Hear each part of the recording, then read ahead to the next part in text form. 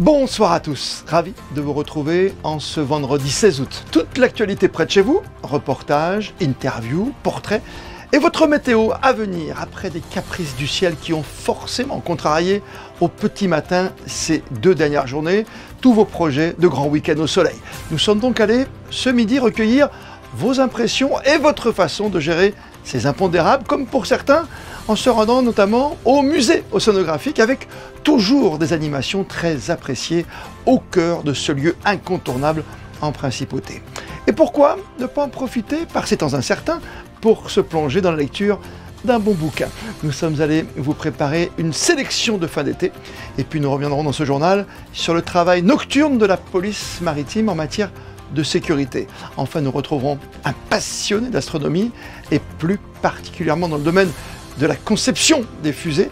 C'est Alan Hofer qui sera avec nous juste après avoir reçu un cycliste monégasque comblé, Victor Langelotti, qui en 2025 portera les couleurs de la prestigieuse équipe britannique Ineos Grenadier, équipe d'Egan Bernal, de Carlos Rodriguez, de Tom Pidcock ou encore de Geraint Thomas. Et tout d'abord, ces images fortes que vous avez pu observer au réveil le matin du 15 août, ce tonnerre qui gronde, ces éclairs qui illuminent le ciel au-dessus de la principauté jusqu'à atterrir sur les plus grands de nos immeubles. Et de nouveau ce matin, un ciel plombé, un ciel gris et bas avec quelques ondes à la clé, alors que l'on annonce encore quelques orages samedi et dimanche. Justement, vous, qu'avez-vous prévu dans ce cas de figure? Nous sommes allés à votre rencontre. Il y a eu une tornade dès 8 h du matin. Et du coup, on n'a pas pu. On voulait venir à Monaco de base jeudi, donc on n'a pas pu. Et puis même pour la piscine, pour la plage et tout, c'est pas le mieux, quoi. Ça fait partie des aléas du voyage, des vacances. Non mais c'est vrai. Je fais partie de ceux qui animent le terrain de basket. Et donc effectivement ce matin c'était un peu pénible parce qu'il a plu de 8 h jusqu'à quasiment midi et pour finaliser tout ça c'était un peu... Mais c'est pas grave, enfin, le cadre a fait oublier la météo et puis de toute façon on sait qu'à un moment ou à un autre il fera forcément soleil donc il n'y a pas de... c'est pas embêtant. Ce matin on s'est habillé chaudement et d'un coup il fait hyper chaud. On est venu à Monaco justement parce qu'il pleuvait, parce qu'on était voir le musée de l'automobile et puis quand on est ressorti il faisait beau. Lovely, it's been far too hot here. Yeah, to have a bit of rain was really nice. Oui, et dans ces conditions, on en profite comme souvent pour découvrir ou redécouvrir le musée océanographique qui propose de surcroît nombre d'animations estivales, vous le savez, découvertes, ateliers, prise de conscience, expériences immersives, et ce jusqu'au 3 septembre, comme nous le rappelle Cassandra San Carlos. Comme chaque année, le musée océanographique met en place 3 activités estivales pour les visiteurs. Venez découvrir la faune et la flore du littoral méditerranéen en participant à l'atelier Les animaux du bord de mer. Et les animaux du bord de mer sont des activités tout publiques pour découvrir les animaux de mer de Méditerranée qu'on peut retrouver sur les bords de mer. Donc vous êtes accompagné d'un animateur scientifique qui va vous faire découvrir des étoiles de mer, des oursins, comment ils se déplacent, savoir pourquoi il y a des anémones sur les Bernard l'ermite. Et voilà, c'est une découverte en famille avec les petits et les plus grands.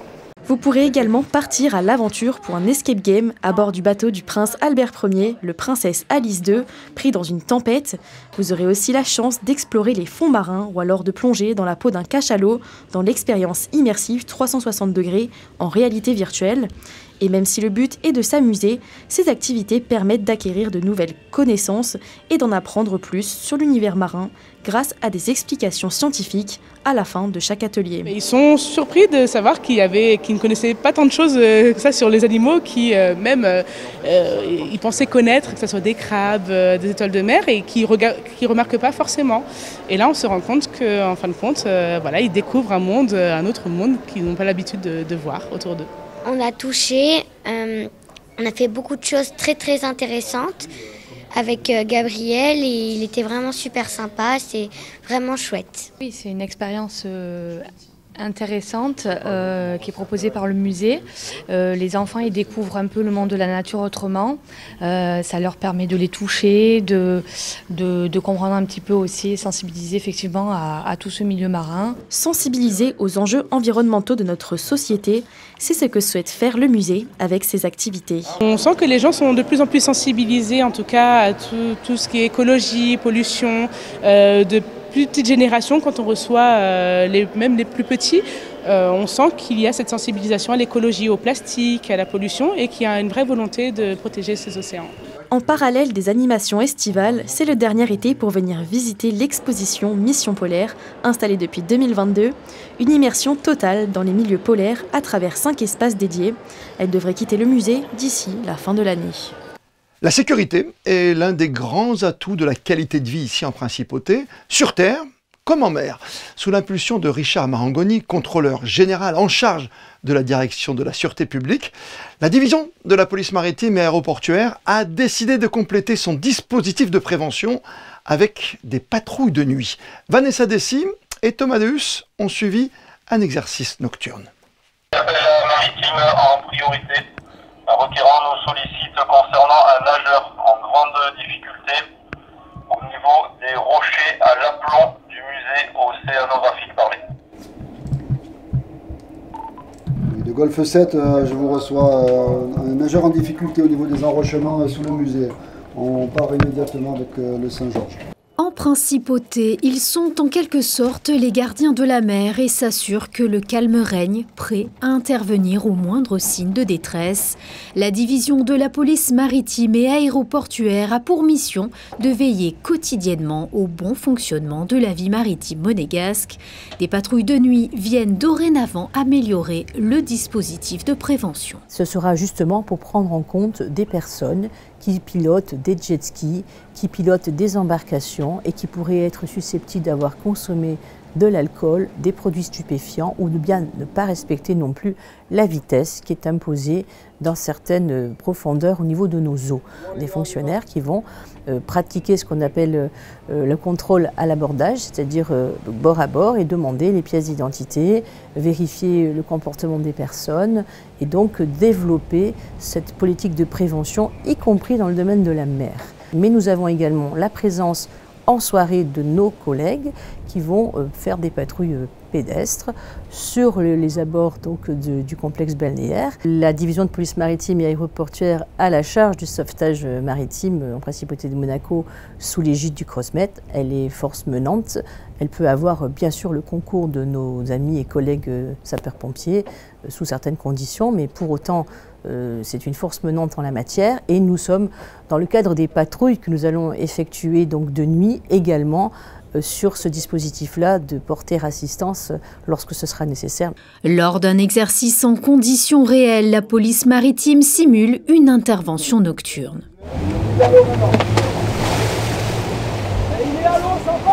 Dans une mer paisible, un nageur semble en difficulté et n'arrive pas à rejoindre le rivage près du musée océanographique.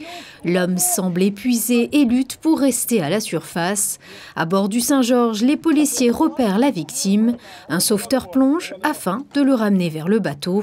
Dans ce genre d'opération délicate, les difficultés sont nombreuses. La difficulté majeure, c'est la nuit. La nuit, la visibilité est bien sûr fortement diminuée. On peut être surpris par des déchets sur la surface de l'eau et ça nuit à la rapidité de l'intervention et de la projection sur site. C'est souvent dans des mers beaucoup plus difficiles qu'on est amené à intervenir. Parce que dans des mers difficiles, les gens sont facilement surpris par le ressac, par les vagues et emportés. Là aujourd'hui, dans ce cadre d'exercice, c'est sûr que les conditions de mer étaient plutôt favorables. Grâce à l'intervention rapide et coordonnée des équipes du CROSMED et de la division de la police maritime et aéroportuaire, cette opération de sauvetage en simulation s'est conclue avec succès. Oui, CROSMED, la police maritime, c'est pour vous aviser que la personne a été recueillie. Elle nous a signé une décharge. Et donc elle a été laissée libre de regagner son domicile. Donc tout est rentré dans l'ordre, on a regagné le port et nos autorités sont avisées. Les sports, le football et le retour de la Ligue 1 ce week-end. Monaco qualifié grâce à sa position de vice-champion de France directement pour la Ligue des Champions a pu ainsi cet été préparer plus sereinement son retour à la compétition hexagonale avec un premier rendez-vous samedi soir 21 h au Stade Louis II face à l'un des promus, Saint-Étienne. Les Verts, toujours bien présents dans l'imaginaire des amoureux du foot français. En conférence de presse, l'entraîneur monégasque, a fait peu de cas de l'histoire. À 18 h, très concentré, vous allez le voir, sur l'ouverture d'une saison qu'il espère encore plus aboutie que la précédente. We can dream about titles, that's the nature, but also We are really clear in our goals. Everybody knows that we are an ambition club. We know that we have for sure a strong squad for this season, but it's totally different, the challenge to compare to the last season. Now we have the international competition with Champions League, this is the highest one, and our goals are clear. We are clear also in the club to say, okay, we want to stay in the top flight. But when you see the Mercato in this summer with Olympique Marseille, they did a lot, a new coach, some really interesting players, Olympique Lyon, they don't sleep in the Mercato. Paris and some other teams, they have a good squad, so it's a completely other challenge for us. And also we want to go in the next round in the Champions League and also the ambition in the French club. So we have high goals. For sure, some up and downs, they are coming, that's normal, but the challenge is totally different when you compare this to the last season. C'est l'un des très beaux transferts de l'été en cyclisme, avec l'arrivée au sein de la grande équipe britannique Ineos Grenadier de notre grimpeur monégasque Victor Langelotti, qui est avec nous ce soir. Bonsoir Victor. Bonsoir. Et quelle belle nouvelle de vous retrouver tout en haut du vélo international. L'une des plus grosses équipes, on va le dire, hein, sans plus tarder, l'équipe britannique Ineos Grenadier. Comment s'est passé ce recrutement incroyable ? Oui, c'est ça. Alors, pour moi, c'est une super nouvelle, une grande nouvelle. Et ça a commencé en avril à peu près. J'ai commencé à avoir des premiers contacts avec la formation britannique. Et ça s'est fait, disons, courant mai, où les discussions se sont amplifiées. Et là, voilà, l'officialisation a eu lieu le 2 août de cette année. Donc voilà, c'est officiel. Je courirai pour l'équipe Ineos Grenadier pour les 2 prochaines années. Donc voilà, c'est une super nouvelle pour moi et je pense pour tout le cyclisme monégasque. Oui, c'est vrai que l'officialisation des transferts, hein, c'est toujours le 1er août. Et vous serez à partir du 1er janvier, vous serez officiellement au sein de cette formation de renom ? C'est ça, c'est au 1er janvier 2025 que j'intégrerai la formation et du coup ce sera pour la saison 2025 et 2026. Ouais, on rappelle que cette formation, avant d'être Ineos Grenadier, c'était quand même une formation qui s'appelle Sky, avec 7 victoires sur le Tour de France, Christopher Froome, Bradley Wiggins, encore Egan Bernal et Geraint Thomas. C'est pas rien quand même. Non, c'est ça, moi c'est une formation qui m'a toujours fait rêver. Depuis que je suis junior, même espoir, j'ai grandi avec les victoires du Team Sky sur le Tour de France, avec, comme vous l'avez dit, même Bradley Wiggins, Chris Froome, Egan Bernal et Geraint Thomas plus récemment. Donc c'est vraiment une formation qui m'a toujours fait rêver et là de pouvoir défendre ses couleurs, c'est un vrai rêve qui se réalise, quoi. Ça vient de quoi? Ça vient de vos performances, notamment de ce printemps ou d'une victoire l'an dernier sur le Tour de Turquie? Oui, c'est ça, je pense que c'est ma progression d'abord ces 2 dernières années où j'ai fait que progresser jusqu'à arriver au résultat du printemps dernier avec le Tour du Pays Basque notamment. Puis après sur la classique Besançon, j'ai accroché une belle 2e place. Donc toutes ces performances mises bout à bout, je pense, m'ont permis d'attirer leur attention et finalement de signer avec eux. Et parmi les maillots, vous avez collectionné des très beaux maillots, notamment le maillot de meilleur grimpeur hein, sur un Tour d'Espagne. Ça pose son nom, mais on le voit par rapport au physique. Vous êtes un grimpeur puncher, comme on dit? Oui, c'est ça. J'avais eu la chance de porter le maillot de meilleur grimpeur il y a 2 ans sur la Vuelta. Et oui, c'est ça. J'ai des caractéristiques, disons, physiques et techniques d'un grimpeur puncher. Donc un grimpeur avec un certain punch, une certaine explosivité qui me permet de faire la différence sur des côtes entre 2 et 7 km. C'est là où je me sens le plus à l'aise et voilà. C'est un autre monde, hein, vous passez de la 2e division avec l'équipe Burgos, que déjà beaucoup, hein, ça signifiait beaucoup pour certains, notamment pour les cyclistes amateurs. Là, vous êtes chez les pros, mais là, c'est l'échelon au-dessus, ça veut dire Tour de France, ça veut dire Vuelta, ça veut dire quoi? Exactement, là c'est la première division mondiale et en plus de ça, Ineos est l'une des meilleures formations au monde. Du coup ça veut dire que voilà, elle participe aux plus grandes courses du monde, au Tour de France, Tour d'Espagne, Tour d'Italie, aux 5 monuments du cyclisme mondial, donc les plus grandes classiques. Donc c'est vraiment un énorme pas en avant dans ma carrière et j'espère voilà, un jour être au départ du Tour de France et notamment le grand départ 2026 du Tour d'Espagne qui se fera à Monaco et voilà, je rêve de pouvoir prendre le départ de la Vuelta à la maison. Par rapport à vos rêves, j'ai une référence qui me revient à l'instant. On vous avait reçu avec Christian Prudhomme dans un rendez-vous à Monaco en 2 chevaux et vous nous aviez dit que le vélo était venu à vous lors de la présentation du départ du Grand Tour de France ici, avec la vision de grands champions comme Contador. C'est ça, exactement. Je me rappelle très bien le Tour de France 2009 qui partait de Monaco. Et en fait, ouais, ça m'avait, disons, rapproché du cyclisme. J'avais vraiment noué un lien spécial avec ce sport. Et c'est de là, en fait, que tout a commencé pour moi. Donc le grand départ du Tour de France 2009 a été vraiment un élément déclencheur dans désormais dans ma carrière. Mais à l'époque, ouais, c'était vraiment une claque. J'ai pris une petite claque en étant enfant et ça m'a fait très rapidement rêver. Et je rêvais de devenir comme Alberto Contador, que j'avais eu la chance d'accompagner sur le podium de la présentation du Tour. Donc le Tour de France 2009, ça a été vraiment un élément très important dans ma carrière. Nouveau step, nouvelle étape bien sûr pour vous. À bientôt 30 ans, c'est important d'intégrer une équipe comme celle-ci. Ça va vous changer votre vie, vous savez. Vous n'allez pas dormir pareil, il y a des matelas particuliers, il y a des conditions d'entraînement particulières et des champions d'exception dans cette équipe. On pense à Tom Pidcock là, qui vient de sortir des Jeux Olympiques avec une médaille d'or autour du cou. Il y a plein de choses dans cette équipe, il y a plein de monde. Non, c'est ça, c'est un énorme cap que j'espère passer. Et ouais, c'est l'une des équipes les plus professionnelles, disons, au monde, qui est le moindre petit truc est recherché et travaillé.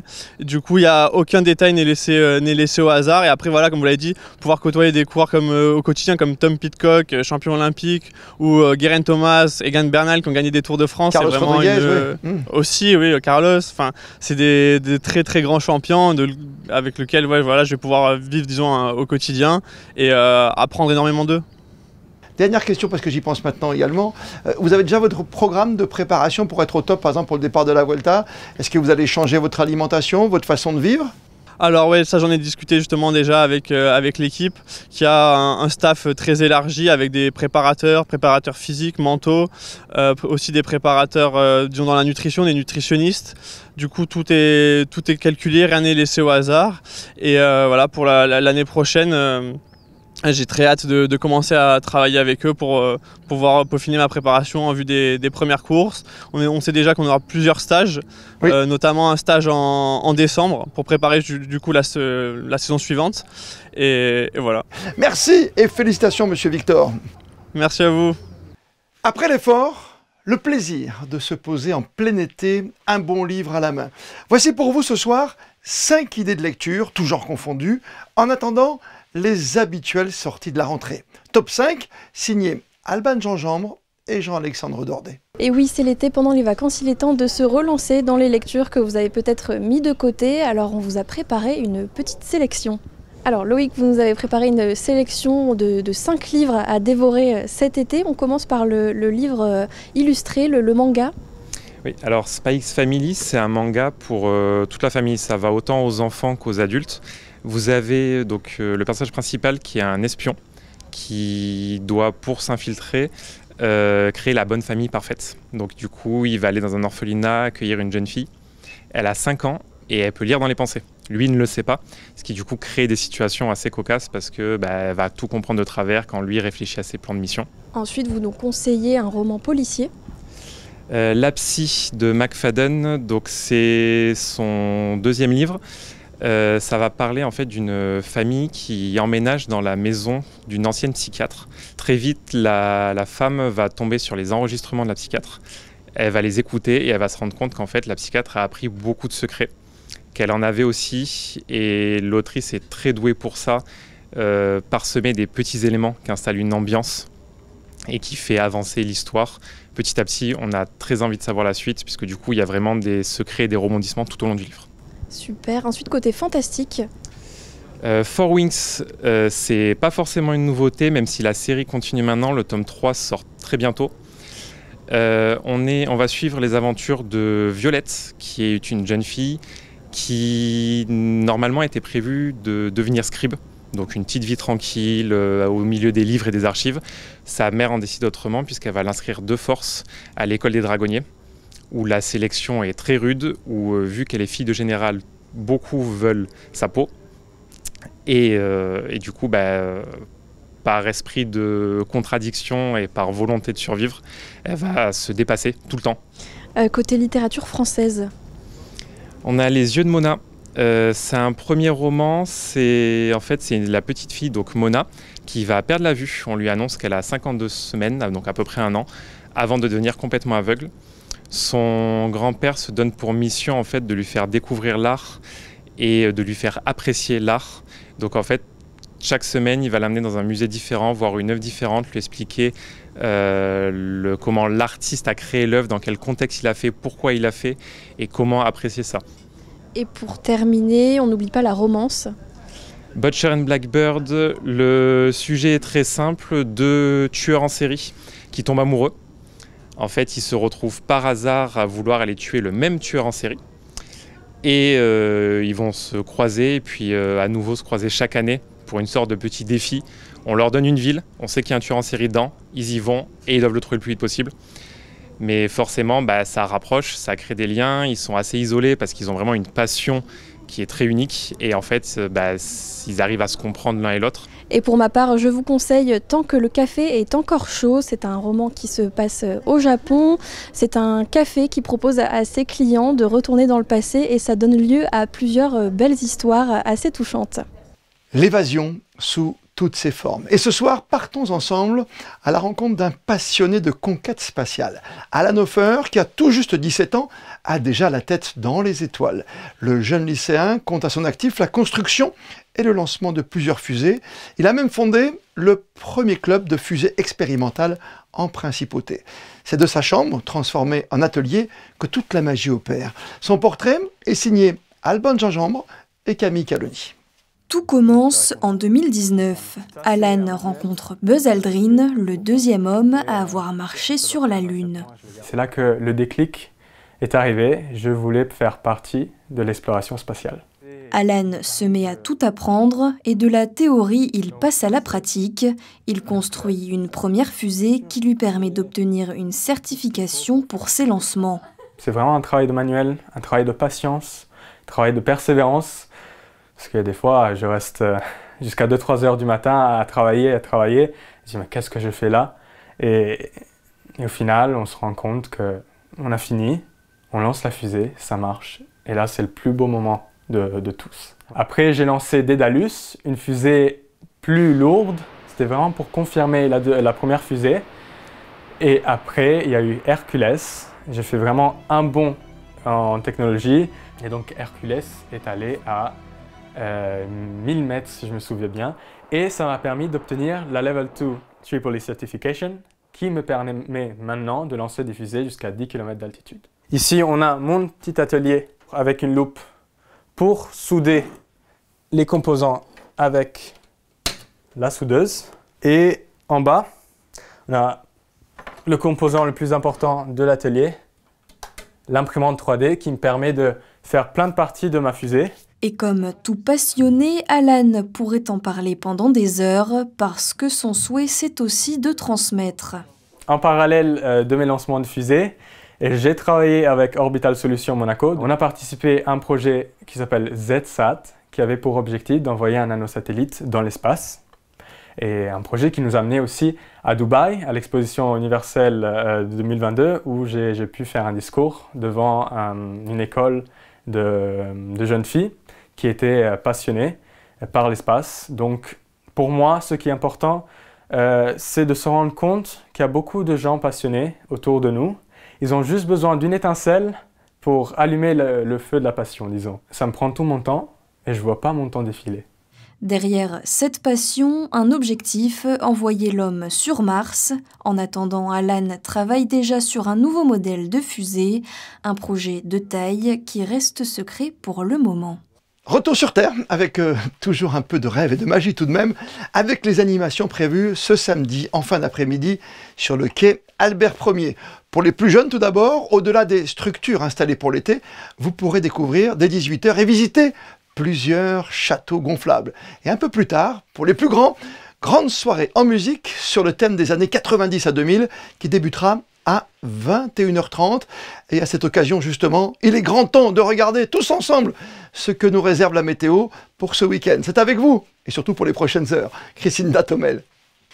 Bonsoir Christophe, bonsoir à tous. Demain, les températures oscilleront entre 23 et 30 degrés, un climat orageux donc, avec une possibilité d'averses. De beaux instants ensoleillés cependant. Demain, nous fêterons les Hyacinthes. Et comme le veut la tradition, on termine votre journal en images avec un retour sur un record qui nous a tous marqués ici en Principauté, celui de l'apnéiste Pierre Frolat. C'était il y a 20 ans, et une descente en poids variable à moins 123 mètres, record du monde à l'époque. On se retrouve demain pour un tout nouveau journal à 19 h sur Monaco Info. D'ici là, belle et bonne soirée à toutes et à tous.